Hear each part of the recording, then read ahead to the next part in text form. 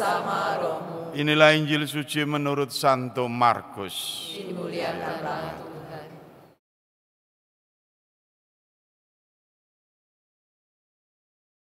Pada suatu hari serombongan orang Farisi dan beberapa ahli Taurat dari Yerusalem datang menemui Yesus. Mereka melihat bahwa beberapa murid Yesus makan dengan tangan najis, yaitu dengan tangan yang tidak dibasuh. Sebab orang-orang Farisi seperti orang-orang Yahudi lainnya tidak makan tanpa membasuh tangan lebih dahulu, karena mereka berpegang pada adat istiadat nenek moyang mereka. Dan kalau pulang dari pasar, mereka juga tidak makan kalau tidak lebih dahulu membersihkan dirinya. Banyak warisan lain lagi yang mereka pegang, umpamanya hal mencuci cawan, kendi, dan perkakas tembaga. Karena itu orang-orang Farisi dan ahli-ahli Taurat itu bertanya kepada Yesus, "Mengapa murid-muridmu tidak mematuhi adat istiadat nenek moyang kita? Mengapa mereka makan dengan tangan najis?" Jawab Yesus kepada mereka, "Tepatlah nubuat Yesaya tentang kamu, hai orang-orang munafik. Seperti ada tertulis, bangsa ini memuliakan aku dengan bibirnya, padahal hatinya tetap jauh dari aku. Percuma mereka beribadah kepadaku, sebab ajaran yang mereka ajarkan ialah perintah manusia. Perintah Allah kamu abaikan untuk berpegang pada adat istiadat manusia." Lalu Yesus memanggil lagi orang banyak dan berkata kepada mereka, "Hai kamu semua, dengarkanlah aku dan perhatikanlah ini. Apapun dari luar yang masuk ke dalam seseorang tidak dapat menajiskan dia. Tetapi apa yang keluar dari seseorang, itulah yang menajiskan dia.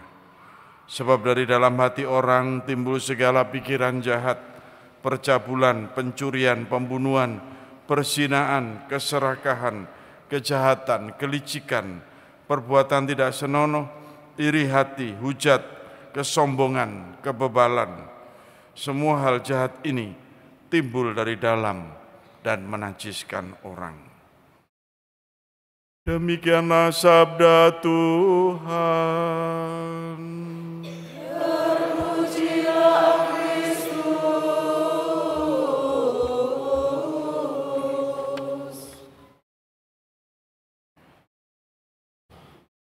Ibu bapak, saudara-saudari yang terkasih dalam Kristus,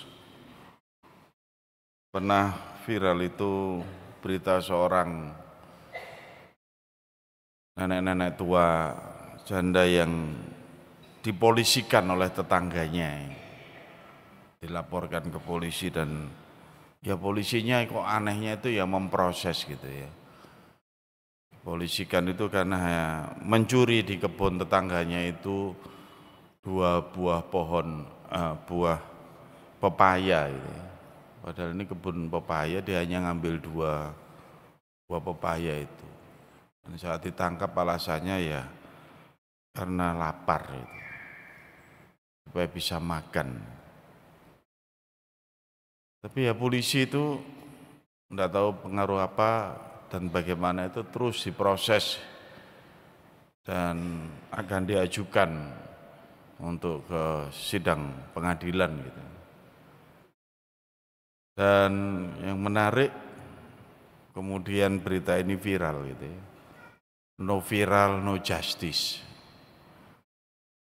Lalu banyak orang itu kemudian peduli dan perhatian pada kasus ini, bahkan mereka sempat untuk menggalang dana dan sebagainya untuk pengacara dan sebagainya supaya membela nenek ini. Tapi pada akhirnya kasusnya itu dihentikan, ditutup. Ya, bukan karena heboh, gaduh, bukan ya. Tapi karena ya memang tidak selayaknya untuk dilanjutkan dengan dalih, dengan dasar ya kemanusiaan, bukan karena hukum. Nah ini kita seringkali melihat dalam kehidupan kita, ibu bapak, saudara-saudari yang terkasih, bagaimana kesalahkaprahan ya hukum yang diterapkan pada manusia yang tidak melihat sungguh unsur kemanusiaan itu sendiri. Ya hukum demi hukum, ya salah ya dihukum dan sebagainya gitu. Yesus itu juga prihatin dengan situasi bagaimana bangsa Yahudi menegakkan hukum Taurat begitu rupa dan begitu keras ya.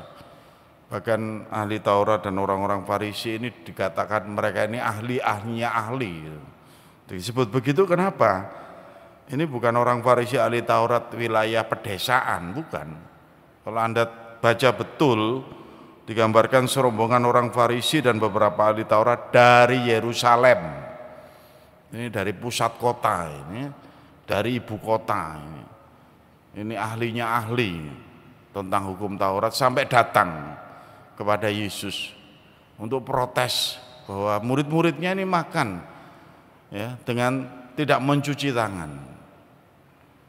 Bagi Yesus bukan persoalan seperti itu, yang dimasalahkan adalah bagaimana hukum itu kemudian mengekang manusia, bagaimana perintah Allah itu kemudian mengekang manusia begitu rupa. Tidak dikembalikan atau tidak dilihat dalam konteksnya dan situasinya gitu. Sehingga kaku sekali, lalu saklek orang nyebut itu ya.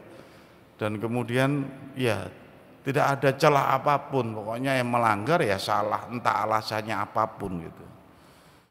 Dan kita bisa melihat itu yang kemudian dicela oleh Tuhan kita, Tuhan Yesus itu. Ya memang mengatakan mereka bahwa itu dari hukum adat istiadat tradisi bangsa Yahudi yang tertuang sebenarnya kalau kita bisa melihat ya termasuk dalam Torah Musa. Torah Musa itu adalah 5 kitab, Kejadian, Keluaran, Imamat, Bilangan, Ulangan ini. Dan terlebih kalau kita bisa melihat dalam bacaan pertama itu, jangan diotak-atik lagi itu perintah Musa itu. Jangan kamu mengurangi atau menambahi hukum perintah Tuhan ini gitu, dalam bacaan pertama itu. Tapi kita bisa melihat dalam nas selanjutnya, dalam bacaan pertama itu dari kitab Ulangan itu mau mengatakan kebijaksanaan dan akal budilah yang harusnya kemudian juga menuntun hukum itu. Nah ini, itu yang dilupakan oleh bangsa Yahudi. Nah Bapak saudara-saudari yang terkasih dalam Kristus, minggu ini menjadi minggu pembuka untuk bulan kitab suci nasional. Kita juga harus melihat bahwa kitab suci itu juga terus menerus digali dan dikaji. Dalam konteksnya yang sungguh-sungguh bagaimana ini memang pada saat itu menjadi tradisi bangsa Yahudi atau bangsa pada umumnya yang ada di Timur Tengah, ya, di Palestina, atau memang ini sabda Tuhan gitu.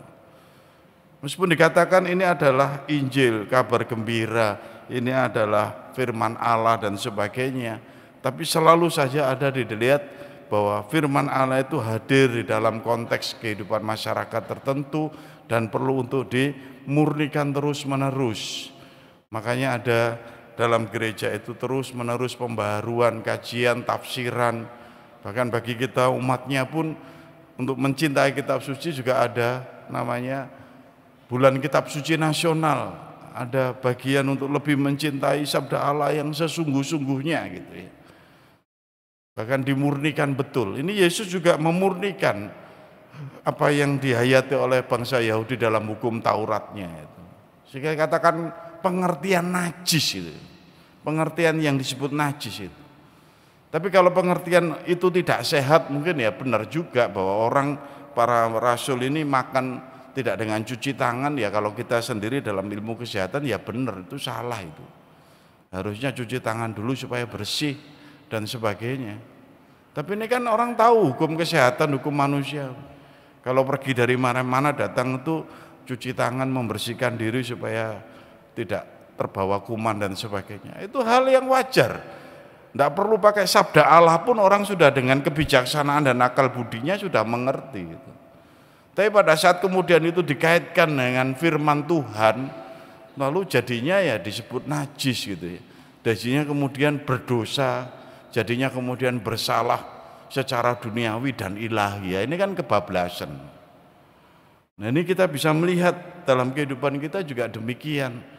Makanya Anda dan saya ini diajak untuk lebih mencintai kitab suci dan mengkajinya. Makanya jangan takut datang untuk pendalaman iman, itu mengkaji bulan kitab suci nasional untuk lebih memahami sabda Allah yang sesungguh-sungguhnya gitu. Nah, tantangan kita apa Bapak Ibu saudara-saudari yang terkasih di zaman milenial ini ya? Bahwa kitab suci sabda Allah ini yang kita percaya bahwa Allah yang maha baik dan maha benar, Allah yang sungguh-sungguh yang menyatukan semua umat manusia dan menciptakan alam semesta ini, sekarang ini dengan dalih-dalih firman Tuhan, sabda Tuhan itu, Anda dan saya itu dikotak-kotakkan. Nah itu. Saya ini kalau kumpul dengan yang nggak suka dengan saya itu disebut saya ini togut atau najis gitu. Saya salah apa sehingga kalau saya kumpul dengan kelompok lain lalu orang nggak mau kemudian salaman dengan saya, najis. Iki lho tangane salah opong, Tuhan menciptakan ya 5 jari. Apa terus keting apa gak karu-karuan ya enggak. Apa tanganku bentuknya gak aneh ya enggak. Atau menyerap energinya do duit tang nek tak salami metu duite kono tak sedot mlebu duitku ngono ya enggak. Tapi kok salaman aja loh, susahnya setengah mati karena najis. Ini kan zaman ini lebih begitu cenderung. Orang itu dikotak-kotakkan oleh sabda Tuhan, bayangkan. Oleh firman Tuhan itu kita kemudian kuat mengental seperti darah kotor itu kentalnya ke kelompoknya masing-masing. Ya. Dengan dalih yang harusnya kemanusiaan tapi karena keagamaan malu bisa jadi karena kepercayaan lalu kita itu dibeda-bedakan satu sama lain. Sampai atribut saja dibeda-bedakan. Sampai tempat duduk ya dibeda-bedakan. Ya besok juga sampai enggak tahu apapun lalu dibeda-bedakan. Dulu pernah sampai kebacut itu ya dokter itu sampai dibeda-bedakan berdasarkan agama. Kayak repot. Dari orang dokter beda keyakinan enggak boleh menolong orang lain karena beda keyakinan. Jadi selak mati loh ya apa gak nang ditolong. Tapi itu zaman Anda dan saya sekarang ini ya, kita itu terkotak-kotak hanya karena sabda Tuhan. Masing-masing berpegang pada kitabnya masing-masing, masing-masing berpegang pada keyakinannya masing-masing, lalu kemudian kita tidak tahu jadi alien dengan bagi orang lain juga menjadi alien. Kamu bukan manusia lagi, kamu bangsa orang lain, makhluk lain lah pokoknya. Enggak boleh sekumpulan dengan kita, enggak boleh makan dengan kita, enggak boleh dengan ini, itu enggak boleh baginya. Itu memprihatinkan Ibu Bapak, saudara-saudari. Zaman sekarang itu lalu kita jadi kemudian sangat curiga sekali.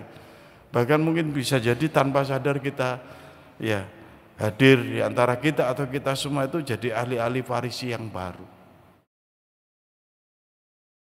Dan itu yang kemudian membuat berat dalam kehidupan kita. Makanya Yesus itu sangat mengecam di dalam bacaan Injil kita bisa mengatakan bahwa gambaran tepatlah nubuat Nabi Yesaya bagi kamu semua ini. Bangsa ini memuliakan aku dengan bibirnya padahal hatinya tetap jauh dari aku. Percuma mereka beribadah kepadaku sebab ajaran yang mereka ajarkan ialah perintah manusia. Perintah Allah kamu abaikan untuk berpegang pada adat istiadat manusia. Lalu kita jadi ikut-ikutan juga. Lalu kita tidak jadi kemudian luwes lagi. Kita lalu kemudian tidak kita ikut-ikutan menjadi kaku gitu ya. Kita ikut-ikutan kalau sana mainnya begitu ya kita harusnya seperti ini gitu. Kalau sananya begitu kita ikutannya di sini gitu. Kita jadi ikut-ikutan kaku dengan bangga dengan identitas kita dan agama kita, lalu kemudian kaku kepada yang berbeda gitu. Ya, itu yang akan kita wariskan kepada anak-anak cucu kita masing-masing. Hidup yang semakin keras, hidup yang semakin kolot, hidup yang dengan dalih kebenaran firman Tuhan dikotak-kotakkan dan tidak cair. Hidup yang mengental. Hidup yang tidak nyaman kalau dengan yang berbeda gitu. Nah ini Ibu Bapak, saudara-saudariku yang terkasih, apa yang harusnya kita kerjakan? Justru Yesus mengajarkan seperti juga apa yang dipegangkan dalam bacaan yang kedua pada Yakobus itu ya, bahwa kemanusiaan dan keilahian itu harusnya makin mendekat, menyatu. Belas kasih dan cinta kasih Allah itu harusnya kemudian melekat kepada rasa kemanusiaan kita itu. Itulah yang sebenarnya yang dimaksudkan agama itu adalah penyucian kehidupan kita untuk dinaikkan tarafnya ke arah yang ilahi. Bukan dikotak-kotakkan menjadi spesies tertentu gitu. Tapi justru harusnya kita itu lebih cair dan lebih terbuka lagi untuk melihat ini loh kehendak Tuhan dalam kehidupan kita di zaman ini gitu. Bahwa tantangan-tantangan kita juga halangan-halangan kita untuk mengembangkan belas kasih Tuhan itu sungguh-sungguh bukan hanya hukum, peraturan, kepolisian, undang-undang dan sebagainya itu. Tapi sampai di tingkat hukum agama dan firman Allah pun yang ditafsirkan keliru di zaman ini, kita semua itu bisa kemudian sesat gitu. Hanya sibuk dengan urusan identitas, hanya sibuk dengan urusan pengakuan, hanya sibuk dengan urusan kebanggaan agama kita masing-masing. Bapak, saudara-saudari yang terkasih, semoga kita semakin yakin bahwa Allah kita terus-menerus bekerja dengan roh kebijaksanaannya, membuka kita untuk sungguh melihat bahwa kehidupan kita ini diperjuangkan untuk keselamatan bersama gitu ya. Bahwa kita dipanggil juga untuk lebih terbuka lagi atas kekuatan firman Allah yang benar, yang terus-menerus menguatkan hati Anda, dalam benak Anda, dalam pikiran Anda, terus-menerus meyakinkan Allah yang berbelas kasih untuk semua, Allah yang memperjuangkan kehidupan dan keselamatan untuk semua. Kita juga diajarkan untuk terus-menerus dalam firman Allah ini, Allah yang terus menjaga dan melindungi kita dari yang jahat, Allah yang terus-menerus memurnikan kehidupan kita, bahkan mungkin yang dimaksudkan oleh Tuhan Yesus, memurnikan apa yang dari hati kita yang najis, yang tadi Tuhan Yesus sebutkan tadi, ya, kejahatan dan sebagainya. Allah yang terus-menerus memurnikan untuk lebih baik, bukan untuk lebih jahat. Semoga kita semakin yakin bahwa kekuatan firman Tuhan menjadi kekuatan hidup kita setiap hari. Dan itulah yang menjadi pegangan dan menjadi rahmat bagi kita. Berkat Tuhan menyertai kita semua.